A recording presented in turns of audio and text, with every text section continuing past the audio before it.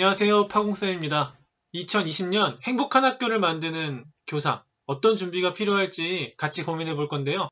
저는 첫 번째로 행복한 학교를 만들기 위한 교사의 조건에서 학생들의 어떤 유형적인 측면에서 나는 어떤 학생들을 행복하게 할 것인가 선택하는 것이 첫 번째 단계라고 생각합니다. 학생들의 특성이나 유형의 어떤 분류에 따라서 어떤 학생들을 선택할 것이냐에 대한 문제를 고민하는 것이 어떻게 보면 좀 기계적이고 불편하게 느껴지실 수도 있을 것 같아요. 그럼에도 불구하고 학교에는 정말 개개인이 다양한 스펙트럼을 가진 학생들로 구성되어 있잖아요. 모두가 행복한 학교라면 그 개개인에 적합한 교육이 제공될 때 모두가 행복한 학교에 가까워질 수 있다고 생각합니다. 그런데 현실은 그렇게 개개인에게 초점을 맞춘 학교로 교육활동이 이루어진다는 게 현실적으로 어렵잖아요. 현장에서 학생들을 가르치는 많은 선생님들께서 그 부분에서 어려움을 겪고 때로는 좌절도 겪을 것이라고 생각합니다. 저 또한 늘 학생들을 만날 때마다 굉장히 좌절을 겪고 있고 현재 코로나19로 인해서 개학이 지연되고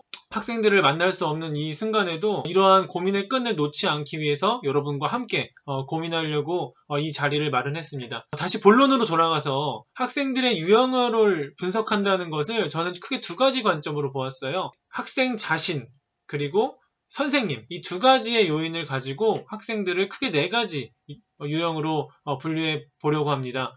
첫 번째 유형의 학생들은 선생님들과의 관계도 좋고 자기 자신도 매우 사랑해서 학교 전반에 열정을 가지고 활동하는 학생들이 있을 것 같아요.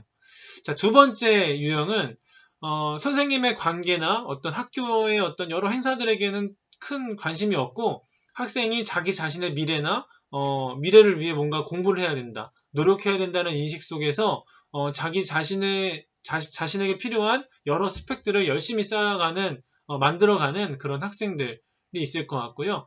세 번째는 선생님과의 관계는 매우 좋지만 자기 자신에 대한 어떤 자존감, 또 자기의 어떤 필요한 그런 성적이라든가 또는 필요한 스펙을 쌓아가는데 좀 소극적인 학생들, 좀 자신감이나 자존감이 조금 낮은 학생들, 이걸 세 번째 유형으로 봤고요.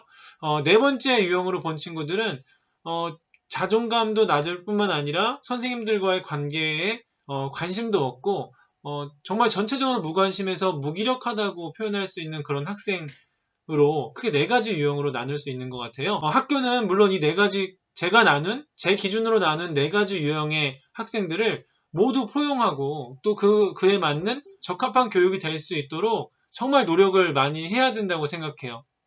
그런데 한 선생님이 모든 학생들을 다 포용하기에는 정말 인간으로서 한계가 있잖아요. 그래서 담임으로서 또 교과 교사로서 아니면 창의적 체험활동을 가르치는 선생님으로서 어떤 학생들을 나는 포용할 것인가에 대한 방향성을 학교 전체 선생님들과의 상의를 통해서 역할을 분담하는 것도 필요하다고 생각합니다. 학급 안에서 담임 선생님의 역할이라면 그 여러 학생들을 중립적인 관점에서 포용하려고 또는 관리하려고 노력을 해야겠지만 또 그런 측면에서 바라본다면 사실 그 부분이 조금 어렵기 때문에 학교 안에 전체적인 선생님들과 역할 분담을 하는 것이 필요할 것 같아요.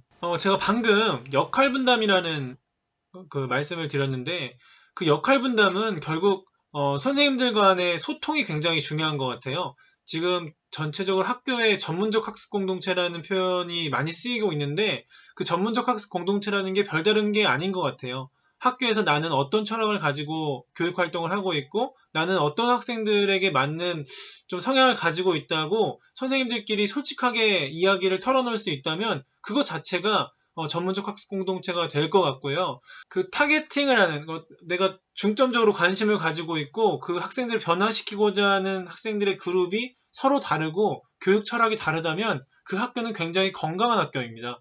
어떤 선생님은 저는 학교에서 무기력하고 학교 폭력에 이렇게 연루가 되어 있고 또 그 학생들이 또 나중에 혹시라도 범죄자가 되는 것이 너무나 걱정되고 그 학생들을 정말 구하고 싶은데 왜 선생님은 공부 잘하는 학생들에게만 집중하시고 뭐 수업이나 선생님에게 이렇게 호감을 보이는 학생들에게만 관심을 가지세요라고 이렇게 불만 아닌 불만이 오가는 선생님들의 대화를 가끔 볼 수가 있어요. 근데 그것은 상당히 건강한 학교라는 겁니다.